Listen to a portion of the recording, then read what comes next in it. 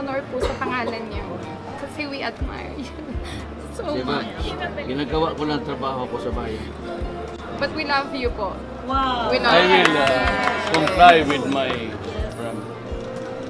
corruption program. Sana po pag may time po kayo, makita niyo po yung inalay po namin sa inyo. That's how you inspire the Filipinos abroad. Ganyan po yung effect sa amin. Sobrang mahal na mahal po namin kayo. Alam mo, classmate kasi kami sa grade. Ito po yung before the project. Ito po yung finished product po niya.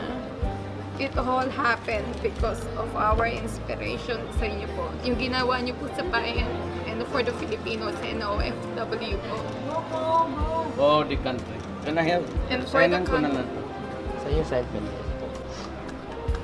Huwag po kayong susuko, tatay. Ay, hindi na. Nandito lang po kami. Exasperated lang ako kasi naghabol kasi ako ng corruption. Yes. Sabi ko, kung ganito kayo, may kausap ako ng pati kayo. Nahabol ko yung na yung Pilipino. Sabi yung sa general sa kaya sabi ko, kung ganito, I do not see any honor in serving this country. Pati kayo nandiyan sa corruption. I'd rather resign. Gusto ninyo kayong papalit sa buhay. Ayaw ko. But it was just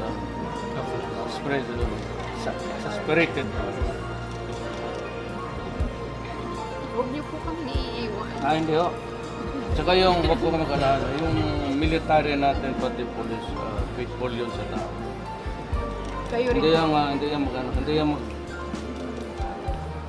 mapait ang sundalo ko at mga polis. Dandahan lang. Polis may problema ako, pero I will solve it.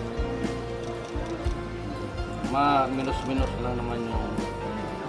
Maraming salamat po sa ginawa niyo po sa bayan. Meron po akong souvenir sa inyo. Color niyo po from you.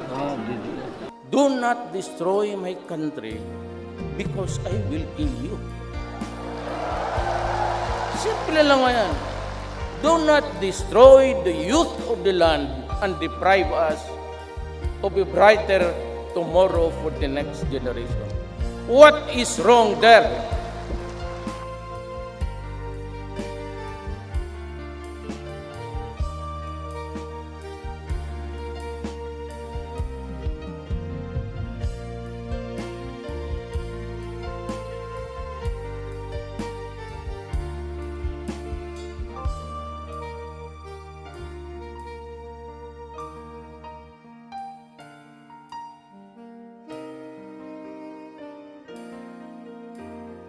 Maiksi lang po. Salamat for making me president.